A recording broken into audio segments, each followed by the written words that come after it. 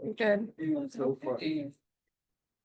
Hi, welcome everyone to our, is this our second or third? I think this might be our third day in the life of a social worker panel.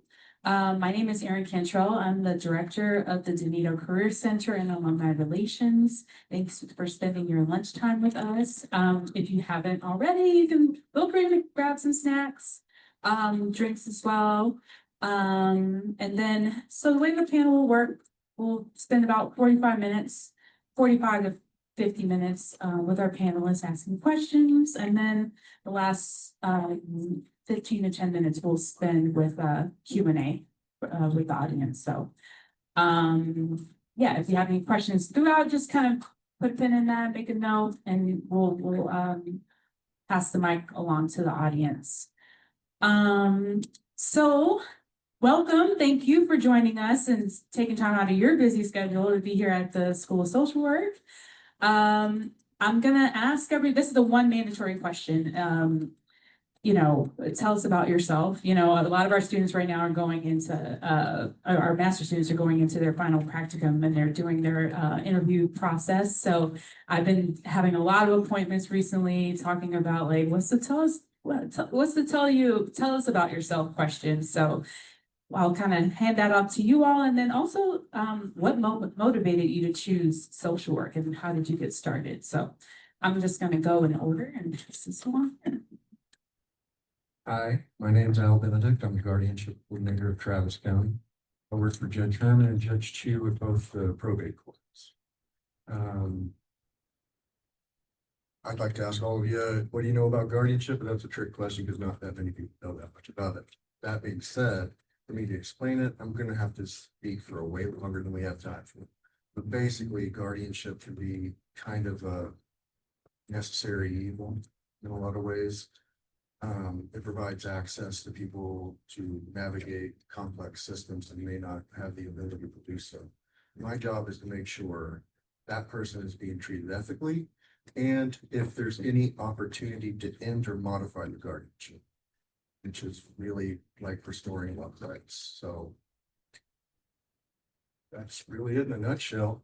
I run a big program. I have about 2,200 people I need to see in a year, and there's me and one part-time social worker to do so. So a lot of what I do is manage a program of volunteers and interns who help me ensure the well-being of this vulnerable, invisible population.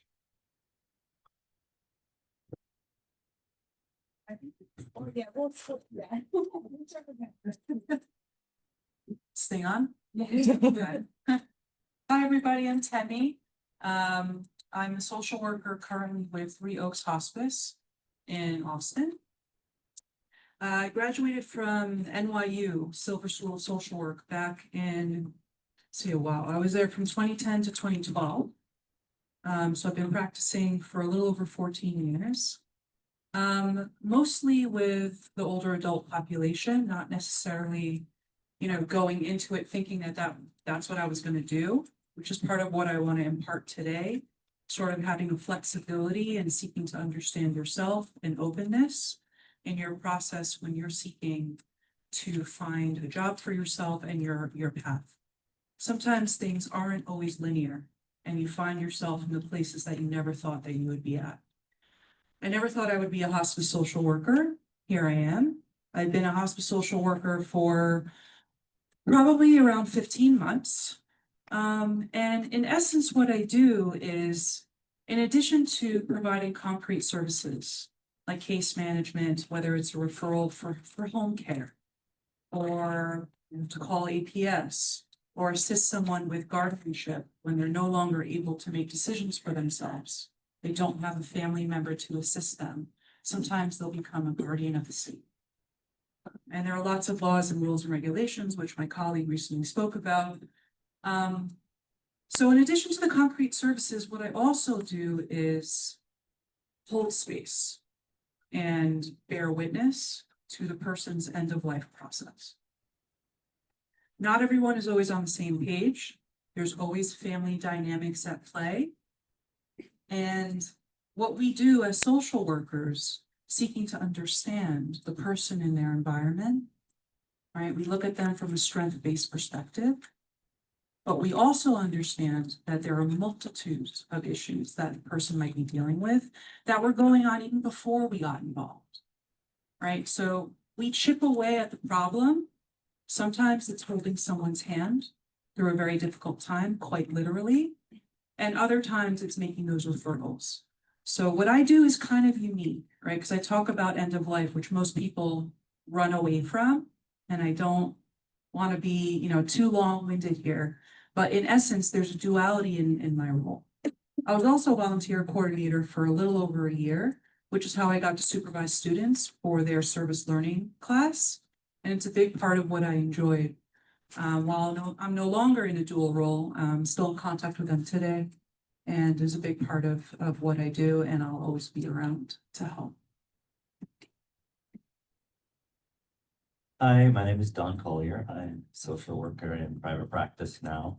I'm a 2021 graduate of this program. After graduating, I took a job at Del Seat Medical Center in the ER. Happy to answer any questions about that as well. What led me into private practice was very early on in my work experience. I saw a patient who had come in thinking they were having a heart attack, and it was not a heart attack, it was a panic attack. And so that got me very interested in health anxiety. And then I started to see more and more people showing up in the ER, and the doctors would do their blood work and do EKGs and do all the tests, and they're nothing wrong. Send a social worker.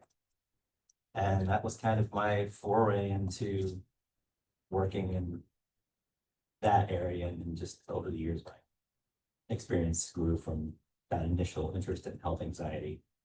I got into social work originally because I was kind of married into the profession because my partner is a social worker and she graduated from this program in '98.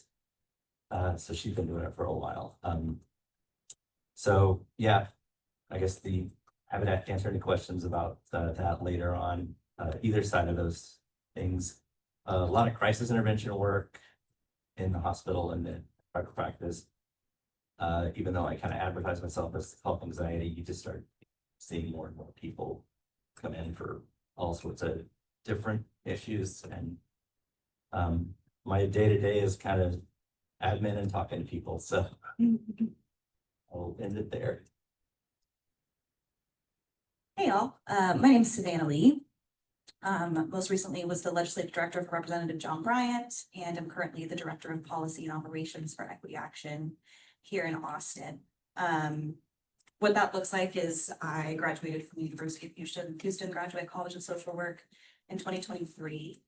And was really lucky to get chosen for an internship to go to the Capitol and work as a policy analyst. Did that, loved it.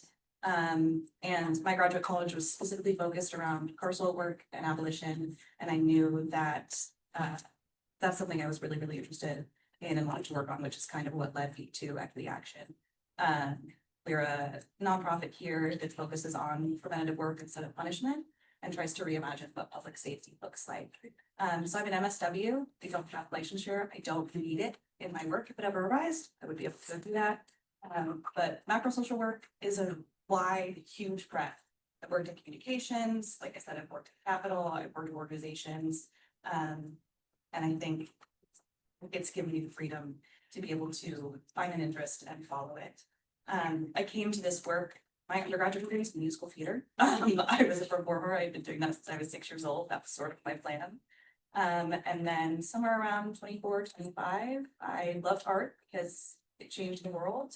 And I kind of looked around and went, it's not changing the world enough for me. And went to social work school.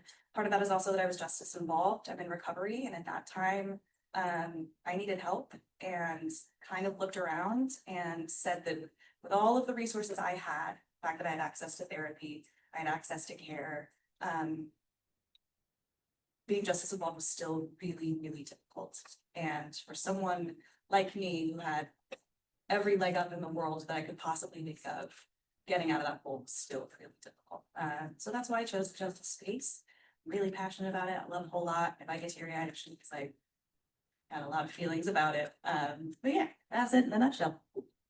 Thanks so much for sharing your stories. So tell us, what does a typical day in your role look like, and how has it evolved over time? I know that there's not like this is always kind of a trick question, it's like, what's a typical day? But just give us an example. I like to say there's nothing really typical about my job. I have to move in so many different directions. You know, a manager of a program, but I also do some direct practice. But I have so large of a caseload, there's not much time. Like a lot of people in positions like mine, 90% of my time is taken up by 10% of my caseload.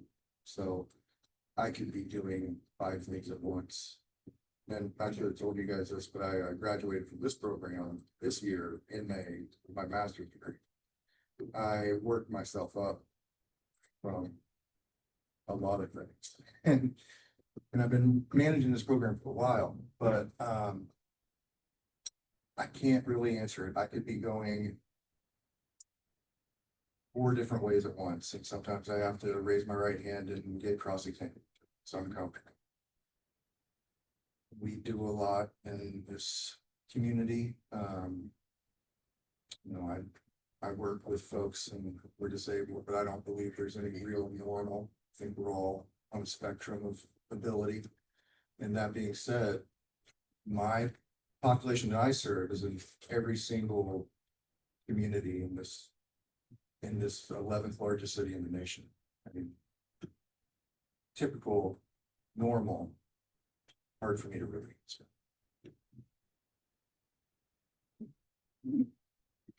This, no. How do you feel Well, that's what- We only have 2 mics, y'all, so we'll have to like record me. Yeah, so I feel like I touched on this briefly. I'll go a little bit more into it. Specifically as a hospice social worker, it's my role to broach the topic of end of life and end of life planning. The way that I do that is very important.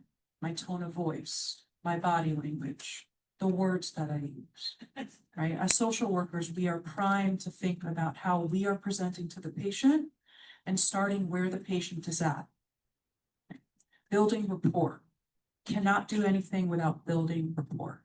So if I go in there with my agenda, right? Hey, my supervisor wants me to figure out what funeral home you're using and if you have a DNR, right? Right? That will get me nowhere, right? I start with, what is your understanding of why you're on services with us, right? What is your understanding of hospice? Then I explain my role, right? I say there are some things that are difficult to talk about, but I think it's important that we do it in the beginning of our experience to avoid any type of undue stress during a time of grief and loss, right? Have you made your wishes known, right? That's not the first question I ask, right? We do a psychosocial assessment, which I'm sure you've done, and I'm sure you've done process recordings a million times. I don't do process recordings anymore, but I seek to understand the person, not just the disease that they're dealing with. What do they do for a living, right? What does their support system look like? Right? We're trying to understand the person and the presenting problem. So if they don't know and they say, I don't have a cremation company, or I don't even know how to talk to this about my family, I help facilitate family sessions and facilitate those types of discussions. I also talk about a DNR, the do not resuscitate. There's a specific form, an out of hospital DNR, which is different. And I help folks understand the legalities behind that, understand their advanced directives, and make their wishes known while they still can. I am driving all over the place. I am in patients' homes, I am in facilities, I am in Kyle, I'm in Buda, I'm in Lockhart sometimes, I'm in Georgetown. That's unique. Most hospice social workers have an assigned territory. We have 56 clients, they're all assigned to me, right? We're starting off very small in the Austin office, so we're trying to build things up. So it can be, you know, quite exhausting. Sometimes there's a death visit and I tell the patient, I'm so sorry, I actually have to go. I have to turn around, I'm en route, or I have to leave. Someone passed away and I need to go assist the family, right? In addition to providing those concrete services, there's the emotional side as well, like I discussed before. And I thought I wanted to be a therapist. I thought I wanted to get my LCSW. And somewhere along the way that changed. And that's okay. That's okay. Now I find myself in a position where I can get hours after 14 years, which I've already received in New York, but it's a different story. So now I have the opportunity to get my LCSW here. Remain flexible. I try to remain flexible even in my everyday, because the only constant is change, especially as a hospice social worker. Just to piggyback on that, I never thought I wanted to be a therapist, and then I just ended in it. My day-to-day is a lot of answering emails or phone call queries for therapy. The more interesting thing is when I'm thinking about my day, I might see like 5 or 6 people, some days more. Though I don't like to overload myself, because right, it's unfair to the client. I have to think about what stage each of my clients are in, because I'm gonna kind of show up differently for someone who's like the first, second, third session versus someone who's like an attempt at 20th session. And I need to be cognizant of things like, I don't want to have someone just keep coming back to therapy so that I don't have to find another client. You know, there's an ethical side to that. Like, I need to make sure if someone doesn't need therapy, I don't want to take advantage of the fact that they kind of burn a pattern of just coming to see me. So I don't abandon people. I don't say, nope, you don't get to come back. You know, it's a matter of just bringing that up, bringing that to the client. Say, how often do you feel like you need to come back? How are things going? Just kind of evaluating where the client is and what they think. And of course, if they want to keep coming, I'm not gonna cut that off. So that's just kind of the bigger picture. As I think about my day, the bigger picture angle is, you know, what do I need to be bringing to each of these clients that might be vastly different from one to the next? And so that's kind of what I think about as I kind of stack my days.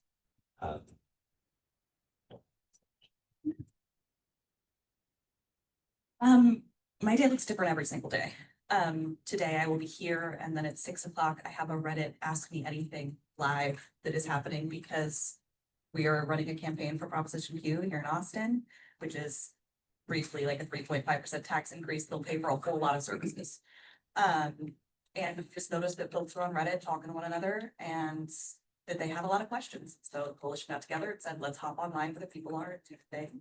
Saturday I'll be block walking. Some days I'll be at City Hall because there's a particularly personal, difficult thing coming up at City Hall. Some days I'll be in the Capitol, when the legislature is in session. I'm almost always at the Capitol.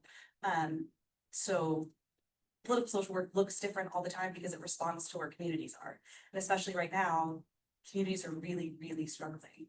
And I think folks, especially young folks, are looking for policy leadership that doesn't just like focus on messaging or kind of do the thing that they think has worked for a long time. It looks at people, it shows up in communities where the people have needs. So my job right now is, one, getting to know the city. I was born and raised here. I've only been here for 3 years. So sometimes it genuinely does look like driving around and understanding what each neighborhood is, who lives there. I moved into a new house on the east side, and the first thing I did, it's because of the graduate school that I went to, and a beautiful friend that I have who has like a huge passion for meeting her neighbors. Like, she will bake cakes and do like a walk to meet neighbors and shook hands and get to know your own neighborhood. A lot of policy is just that, is going to your local coffee shop and hearing what people need. So yeah, it looks different every day, which is really, really fun. Because I get to learn something new all the time. Thank you. I love like the throughway is just like, you know, the only thing you said that the only thing that is constant is change. And I think that was like a quote from Parable of the Sower, and that shows up in that book. And I would highly recommend that book, by the way. What would you say are some of the most rewarding aspects of your work? the only reason I'm thinking of this is really nice. I'm not far removed from where you guys are right now. I mean, I graduated like a little over 2 years ago. And I started my journey here late. But it's really rewarding to get to like come to a social work school and see that there are still people here. So much has changed in the last 2 years. That really care. And I mean, I know like if you guys have class like say 9 to 12 and then you showed up here on your lunch break and then you have like another 1 to 4 block. It's really exciting just to see that and to be able to come and talk about macro social work, and talk about the breadth of what you can do if you're a social worker. I really did think I was gonna be a clinician when I came in, which all my professors thought was lazy. All I ever did was like yell about the federal administration. This is the most rewarding thing, at least this week. Going over, whatever those mean.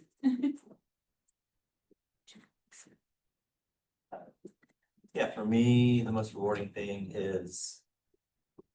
I'll just preface this by saying everyone has the capacity to change and live a better life. And we will have clients who come in who might not even do that themselves. And so when you can see change starting to take place in someone, when people make connections, I call it out, I'll then call it out to the client, like, I'm doing a little therapy backflips in here because of what you just said. And so that is just the most rewarding thing, to know like, wow, someone came in and they thought, you know, I have nothing in life that's worthwhile. Oh gosh, just to kind of work with them over time and see like they open up, they get more flexible in how they approach life, and oh, it's just wonderful. So that's what I. Yeah, you know, for me, it looks different. In order to be on hospice, a person has to have a terminal illness and a diagnosis of 6 months or less to live. It doesn't mean that they're gonna pass away day 1 after the 6 months, right? Sometimes we have patients on for a year or more, sometimes we have them on for a week. So for me, I have to ask myself, what does success look like? What are the goals of the patient? What are the goals of the family? Sometimes they're more concrete, like, hey, this person wanted to be paid by Medicaid, you know, the Department of Texas Human and Health Services, because, you know, she's caring for her mom with Alzheimer's. And, you know, sometimes I get daunted, just like, my God, I'm from New Jersey and New York. I've only been here for 3 years, right? Medicaid is different in each state. I am not a Medicaid expert, but let me try to find the resources for her to help her through this. And recently I heard that she was approved. So that's a small win, but it's a win. Other times, it looks like, you know, what do I need to do to keep this patient safe? Or what do I need to do to make sure that this patient feels seen and heard? Is it providing a supportive, comforting, warm presence when they're feeling scared? Is it holding their hand? Right? Usually as social workers, we don't touch patients, very careful. But with end of life, sometimes it is appropriate to hold someone's hand. So it looks different, but those are the things amongst the chaos that I seek to focus on to help me understand that while I can't always see myself making a difference every single moment of every single day. Sometimes there are days that go by that I question and I wonder. But I remember the folks that tell me thank you. And I remember the folks that I did my best to help during the most difficult time of their life. And to me, if I have a small part in that, then I'm thankful for whatever that is.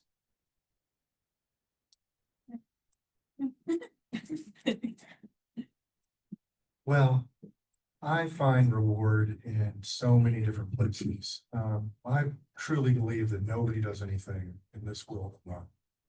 Right? I'm a part of the system, and I mean, I've found reward in removing a bad guardian, right? Having to deal with long cases that lasted years before we got somebody out of there. Just listening to a person. Helping to, refer people to resources, how to navigate this. You know, a lot of what I do is interviewing, and I've found that, you know, just honing my craft, like, if you get somebody to start talking, they'll give you the next question to ask, right? And I need to know those things so I can make a decision and help this person, work with this person to get what they need. So, yeah, I find reward in numerous aspects. One of the main things that I like to do is to train and mentor. And because, again, we all gotta stick together. There's way too much bad in this world for the good people not to come together and work towards making this world better. I'm very privileged that I have a leader that allows me to do things like this, or to train young, or to even say that that training doesn't have to be work, it can't be education in random places. I could keep going about my rewards, but that's kind of how I take care of myself. Thank you. And then on the flip side, what are some of the biggest challenges you face in your role? How have you overcome those?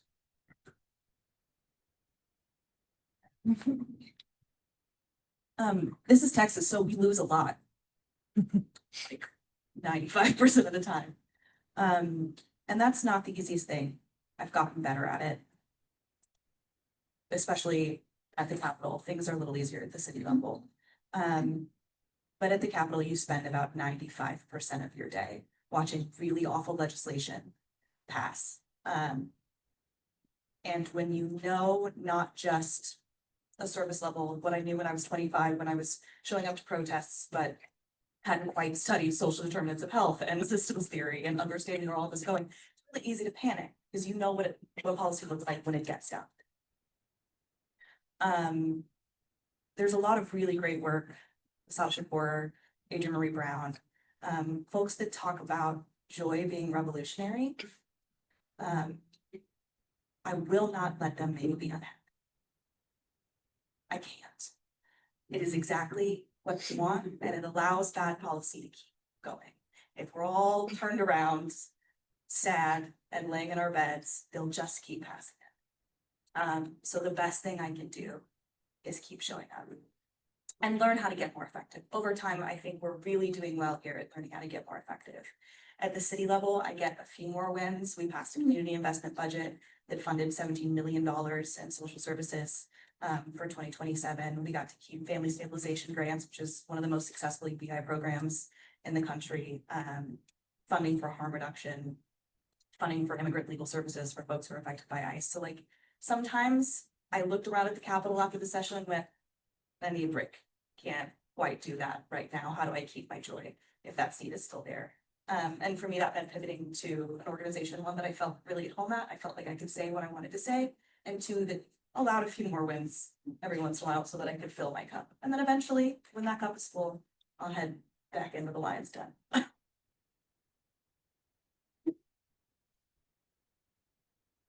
I'll be very brief on this one. The most challenging part of my day is I'm a one-man band, so I take care of everything in my practice. And so it's just the long days that are a creation of my own like organization. I'll leave it.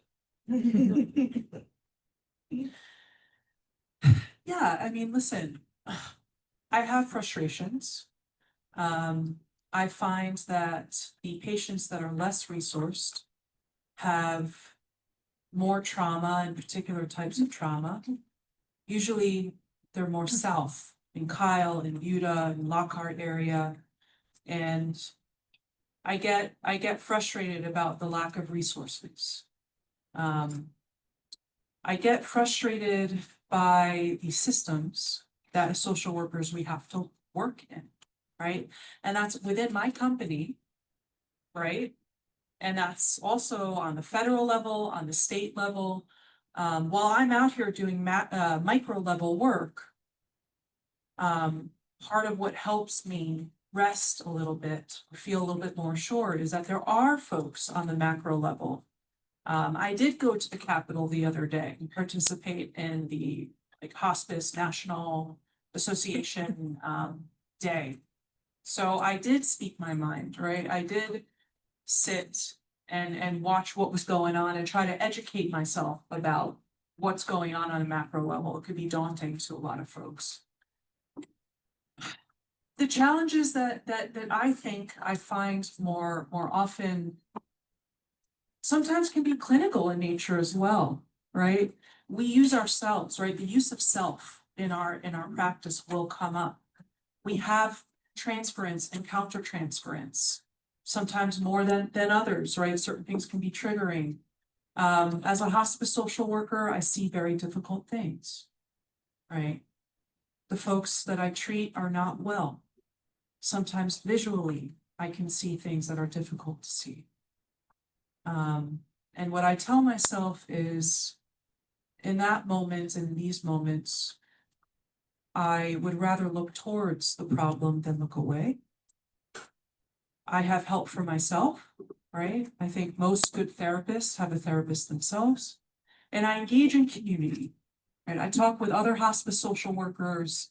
I speak with friends, with family, not necessarily about what I see on a daily basis, but I involve myself in community because that's where I thrive. And I allow myself to tell myself, hey, right, these are my strengths, right? As social workers, our social intelligence, our emotional intelligence is a strength.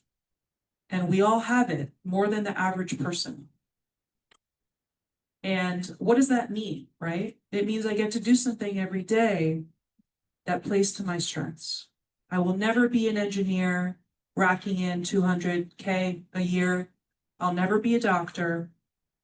And these are my strengths, right? How can I deal with the difficulties? By using my strengths, and how do I help myself feel less alone?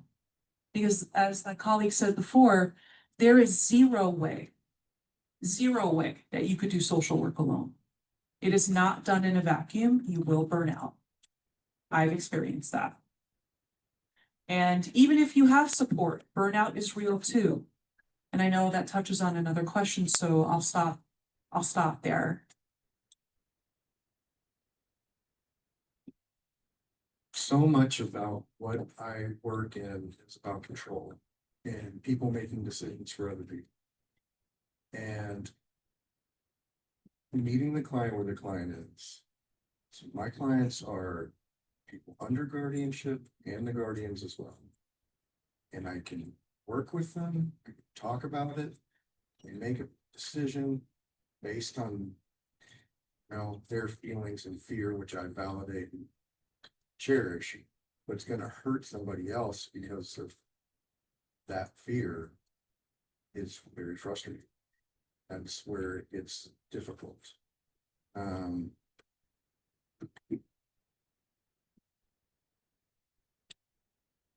think a lot of what everybody was speaking on earlier too is just finding that hope and continuing to do the work. So in a lot of ways, the negative leads to the positive. And it's gotta keep. Thank you. Kind of going back to talking about strengths and your skills, like what are some unique strengths or knowledge that are required for success and as a social worker in your particular part of the field?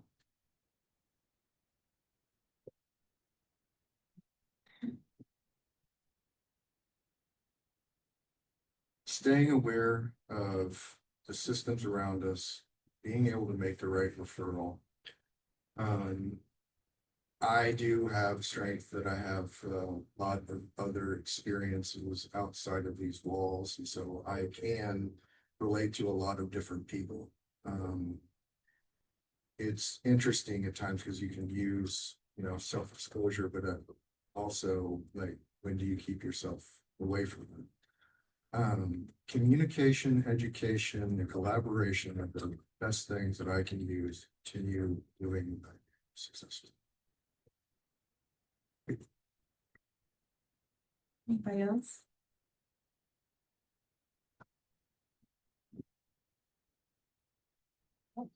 I thought you were gonna talk. I can't, I'm more than happy to, you talk, you're good. I thought I heard the starters.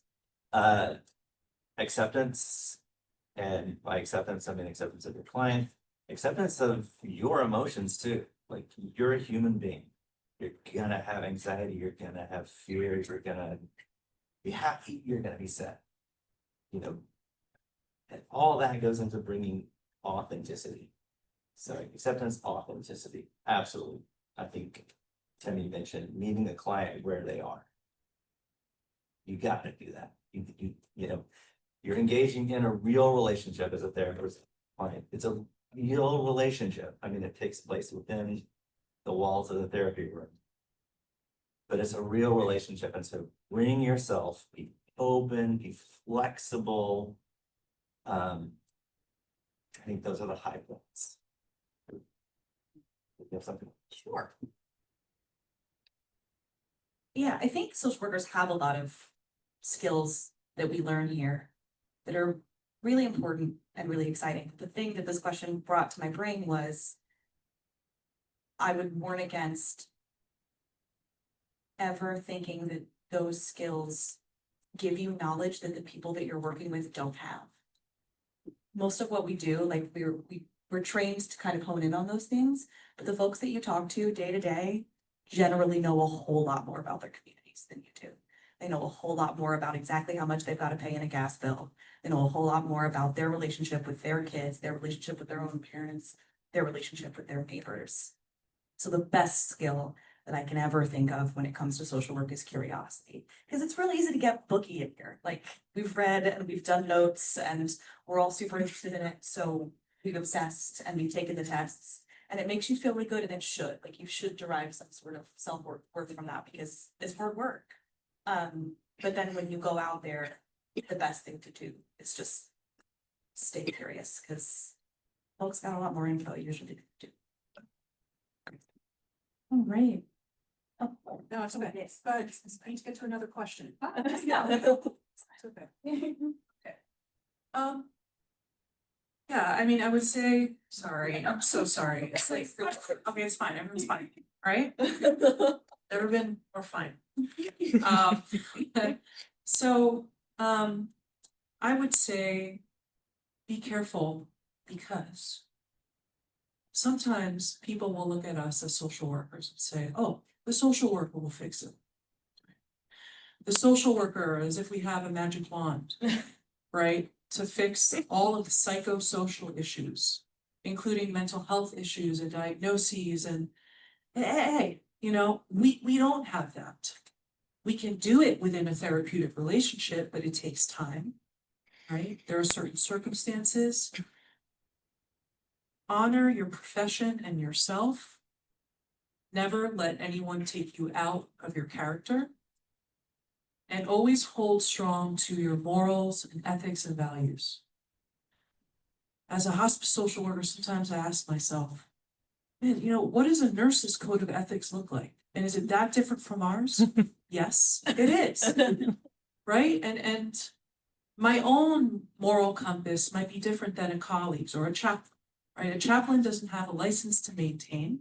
They go through their own, you know, experience, but we are not going to be on the same page with all of our colleagues either. And we don't have a magic wand. Be kind to yourself in this process.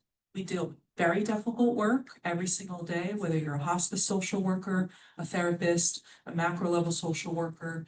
It doesn't matter. You know, our profession is complex.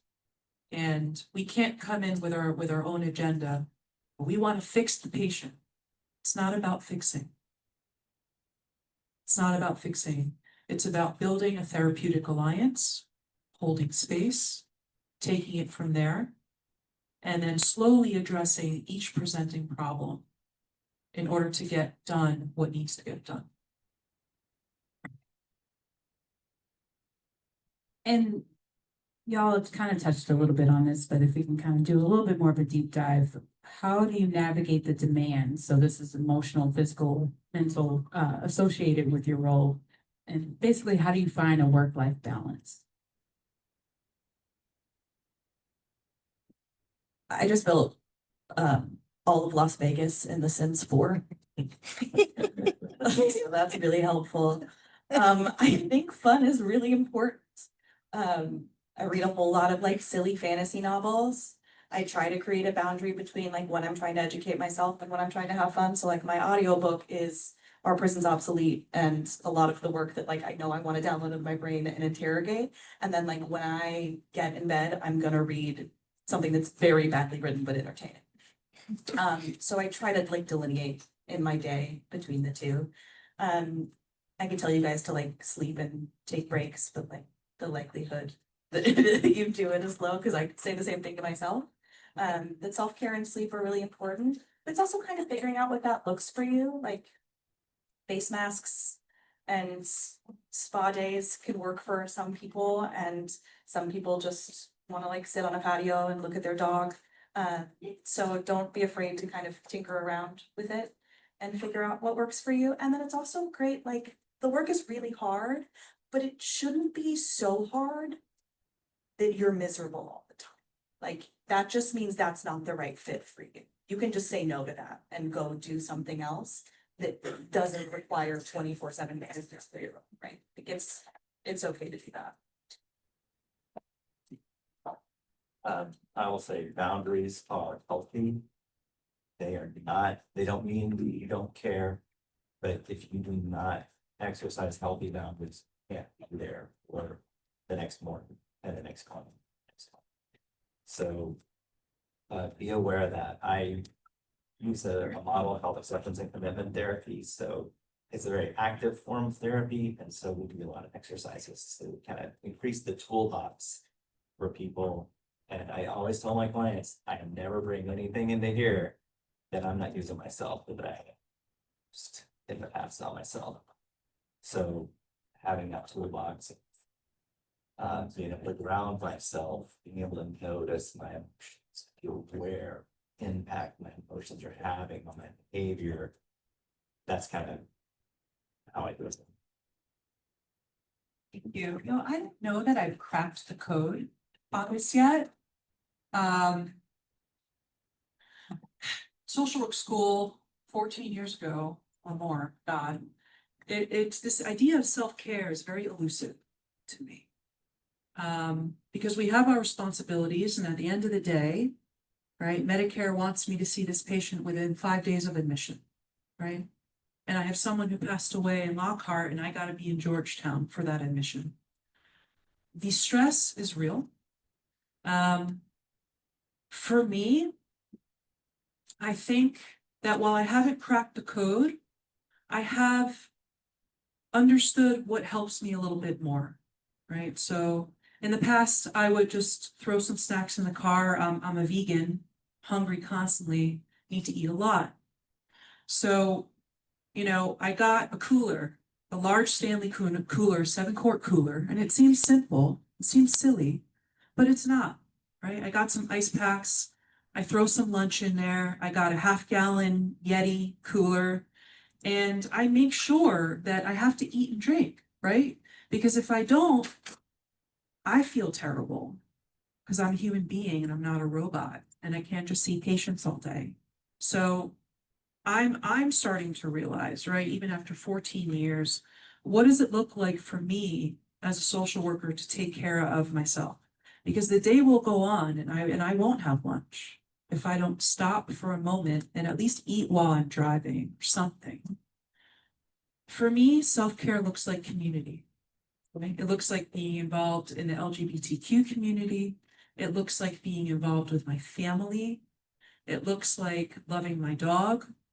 It looks like, you know, elevating other areas of my life and participating in life, like you spoke about, having fun, because what we do is super serious, right? And I tend to be a deep thinker and somewhat of a serious person in general.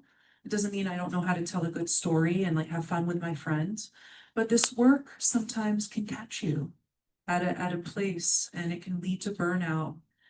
If we're not careful and constantly trying to understand what it means to help ourselves on a daily basis.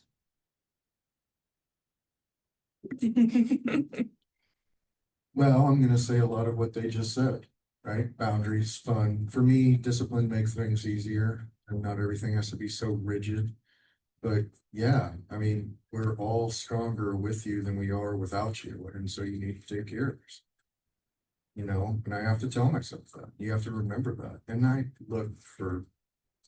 have to be so serious all the time in my job. But my personality is I'm trying to have a good time all the time, just naturally. Um, I have fun. I do work out in the mornings and I keep some time for my family. Self-care is real. I mean, it was harder when I was going to school and going to work and then having to answer those questions during your supervision of what are you doing for self-care? I don't have time for self-care. I'm working 2 jobs right now. But it's real and you got to set that time aside because I have to show up and I have to be there for my clients, my boss, my community. In order to do that, I've got to take care of myself. So find out what it is and set boundaries and honor yourself. Sorry, I just want to add really quickly as well. There are things that you could do that seem simple, like my work phone is shut off after 5 p.m. If I'm not on call, like don't call me, my colleagues, unless it's an emergency. The phone message I have for my voicemail for my work phone is, hi, you reached Temi, social worker for 3 Oaks Hospice. Oh, go on. These are my working hours from 8:30 a.m. to 5 p.m. Monday through Friday. Right? This phone is not monitored on the weekends or after 5 p.m. If you have an urgent matter, please call the 24-hour line. Right? Setting yourself up to protect some space for yourself. Because the work never ends. There will always be emails, right? And if I spend time writing a million notes instead of going to the gym, I become bitter. Right? So it's also something that I've noticed. Thank you for letting me add that. Yeah, of course. We'll do one more question and then we'll open it up for questions from the audience. Looking back, is there anything you would have done differently in your early career, if anything? It's a collective sigh. I have things to say. Thank you for listening. How much do I owe you guys for the session? I wish someone would have told me, I went right from undergrad to grad. There was no working in between, no nothing. I was like, I'm gonna be a therapist. And I wish someone would have told me like, hey, I was very young, like things aren't always linear, right? I don't want to be a therapist anymore. I've known that for years. And that's okay. Sometimes we go into the field, we identify strongly with something and we go, okay, I want to do this. My thing is, I hope that you guys can remain open and flexible because things change. Even if you think you know exactly what you want to do, you're allowed to pivot. You're allowed to not know. That is okay. You're allowed to figure it out. And even along your social work journey, when you're in the career, you're allowed to figure it out. You're allowed to change. I wish someone would have told me a little bit more about being kinder to myself. Especially in school. It's a very difficult experience. Field placements are rough. You got a lot of papers. You got to remember process recordings, things in your head. How am I supposed to remember 45 minutes of a session? Right? It's very stressful. So I want to give you guys credit. It's okay not to know, and it's okay to change. And it's okay to question if you still want to do this. Right? I think if we're being honest, or if I'm being honest as a social worker, I've had thoughts over the past 14 years. Do I want to pivot to something else? What does that look like? Right? But I always come back to, hey, these are my talents and strengths. These are my skills. And I can figure this out. And I can make a change within my field. And if one day I decide to do something social work adjacent, that's okay. That's all right. So a couple of things that I would say. I don't know that I would change anything. I would probably, I'm very passionate about ER social work. I would probably still be an ER social worker if it weren't for 12-hour shifts on Saturday and Sunday. That was truly one of the driving forces to make me like look for something else. 3 12s in a row is rough.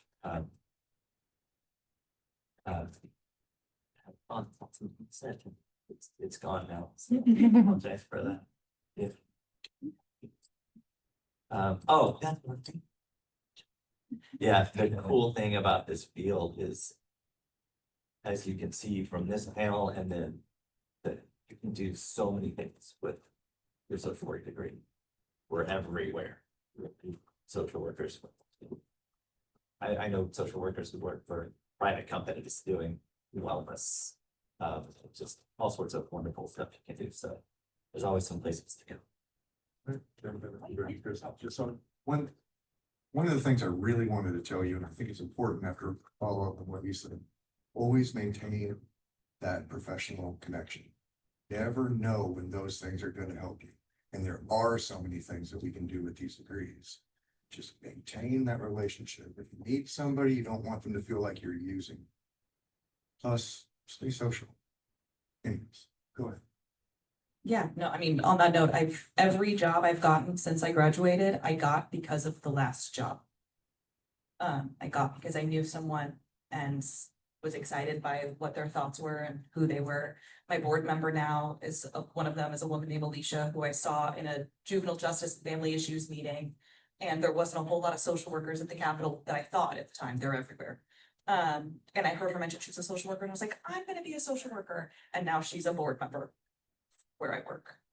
So it's just like reaching out, building those relationships is really important. I don't think I've had the time to have regrets. We're 3 years in. I imagine maybe one day I will have them. I think, and I've said this before, because I had pivoted and because I changed my career, I was 26. So a lot of the people in my class had BSWs. They were like 22 and they had 1 year left and they were going to have their MSW. By the time I graduated, I was 28. And so I fell behind because I had changed. And I wish I hadn't have one ever thought that.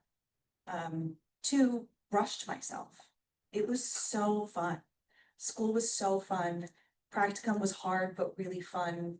I look back and I have memories of like a professor looking at me and trying to explain something and me being like, we have to burn it all down. It's so bad. And like that it is. I was fun because ideas were new every day and you had the time to think about them. So I wish I had allowed myself even that pivot to enjoy it and take it a little more slowly than I did because I felt a lot of pressure to move real quick because I thought I was older than people, but like you're always older than people, so silly. Good. I know we're short on time. But We're good. okay. The last thing I wanted to say is to know your value and to demand respect in a respectful way.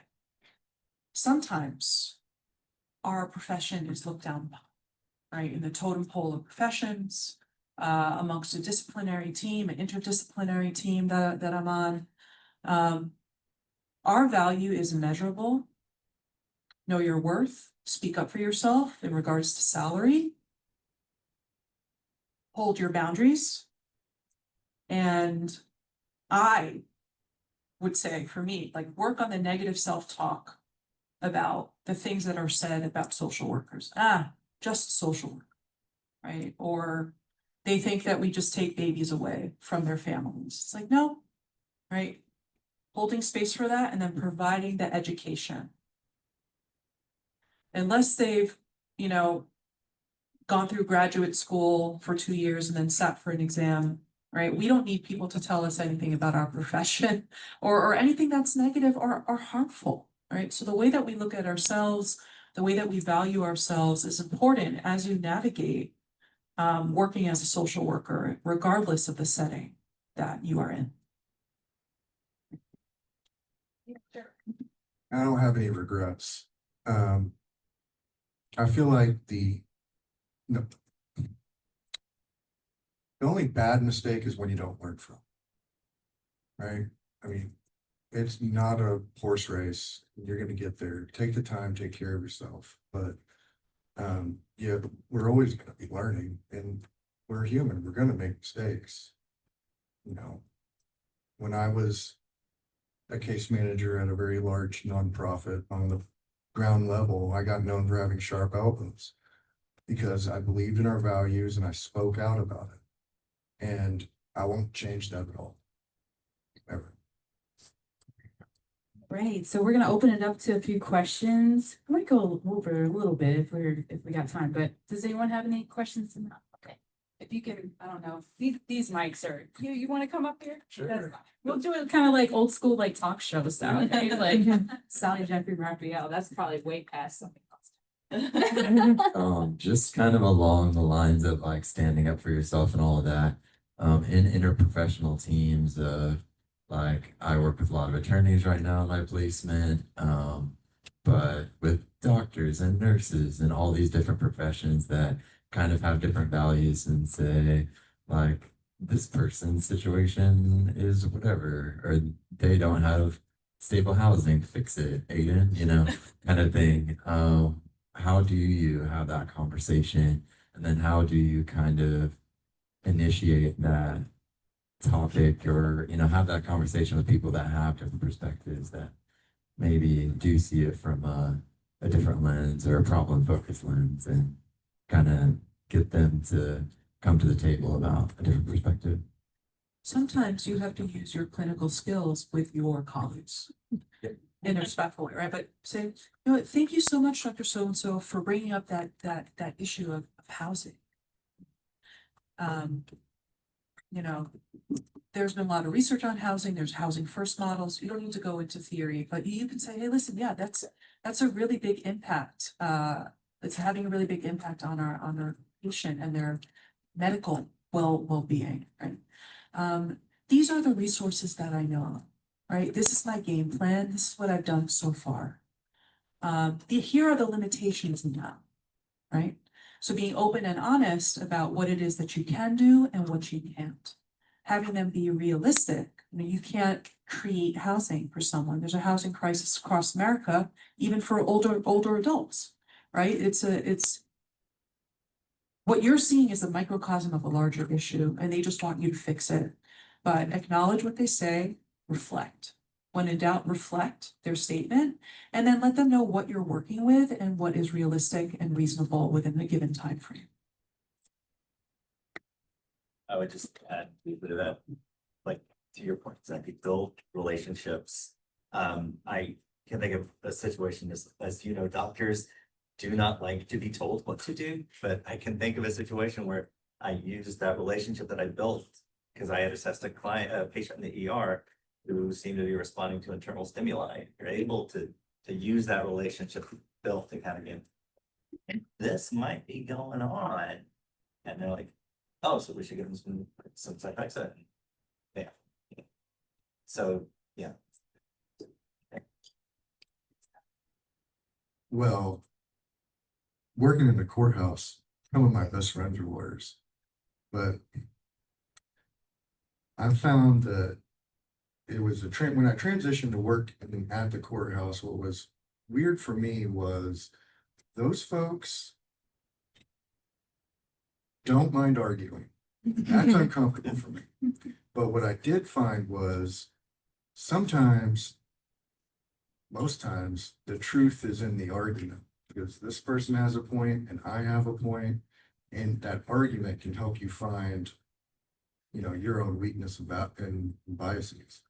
So I would say communicate, and like these people have said, just, speak on it. Stick to your guns and explain yourself. Does anyone else want to get in the hot seat and ask a question? Yeah, come on up. Why do we need to get in the hot Come seat? on, now we made it a thing now. It's a thing now. Okay, so I'll Yes. stay over here. Okay. But I think it's more so, I think it's Tammy, right? Tammy. Okay, so my career has always, I work with pediatric hospice and palliative care. However, I'm interviewing for my final practicum with Halcyon, which is working with older adults. How do you compartmentalize? I know that earlier you stated that you turn off your phone at 5 o'clock and you turn it off on the weekends. Yeah, you try. Okay, so I guess that was my question, like, how do you compartmentalize, especially when death is so unexpected? And dealing with that closure that you may even need, or that family may need, knowing that you were their caseworker, you're their social worker, and they just lost their loved one, but it's after hours or overnight or on the weekend, how do you compartmentalize? Yeah, so it's a very good question. There's always someone on call. So there's always a nurse on call, there's a bereavement coordinator.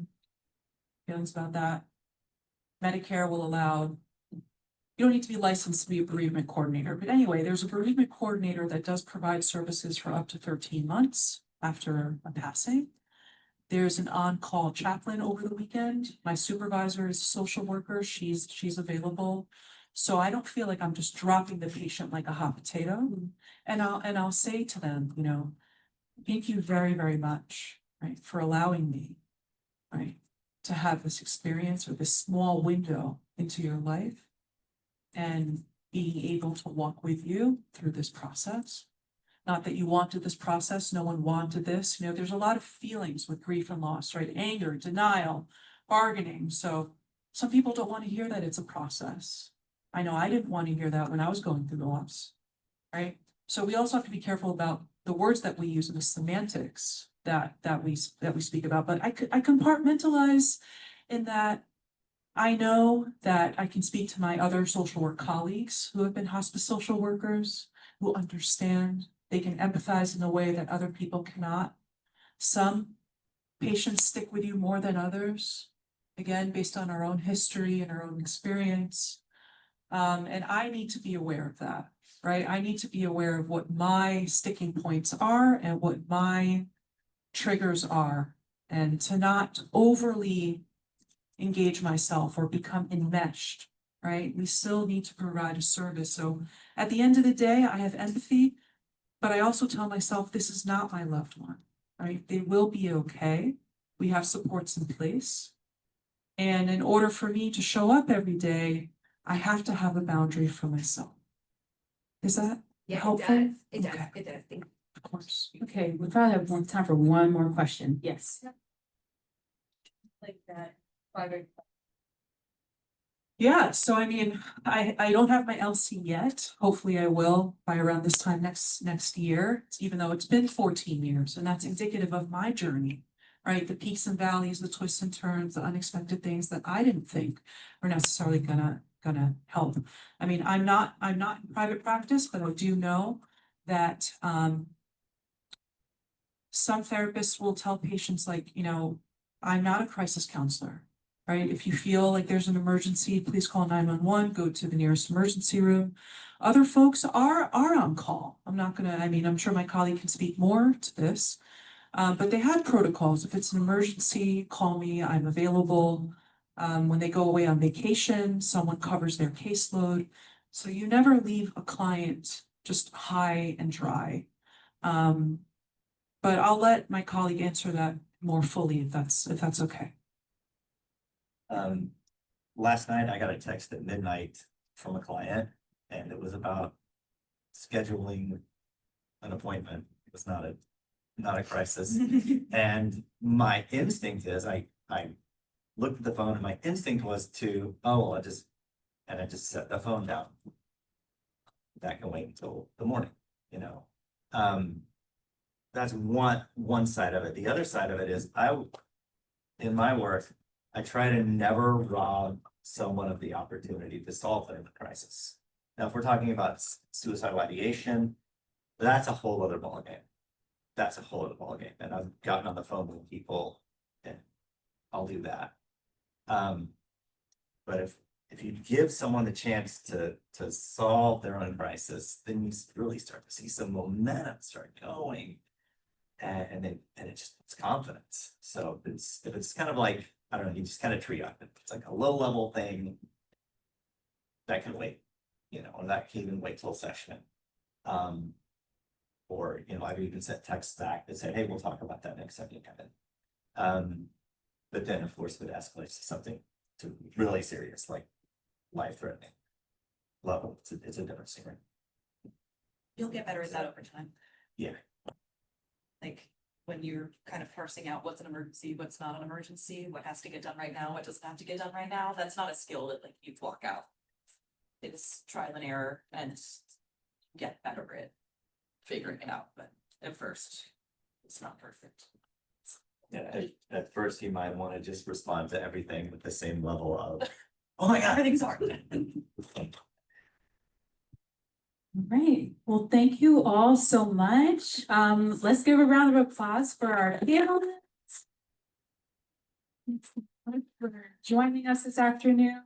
If you have any questions about the panelists, you can feel free to reach out to the Danilo Center. I'm happy to, put you in contact with our wonderful panelists. Just to plug some more things coming up this month, we have a Craft Your Career, which is totally a pivot. It's literally a craft circle, y'all, but it's just for, to chill. We're gonna do some fun fall crafts it actually falls on Halloween, which is kind of a coincidence, but also not. And I'll be here at the Danilo Center. And then we also have a career fair that's gonna be November 12th here in this main space. We'll, have a list of those employers coming up soon, employers, clinical supervisors, and also educational opportunities like dual, for those that are BSW students, dual major programs, continuing education, all that good stuff. So thank you. So, oh, yes, and just whoever is interested in doing we have a little rewards program. If you come to any of our workshops or events or appointments, you get a stamp card. And we procured a Bevo stamp. So once you get all that filled up, you will have some cool secret swag on the way. So if you're interested, you can see Terry for one of those. All right, y'all. Thank you. Thank you.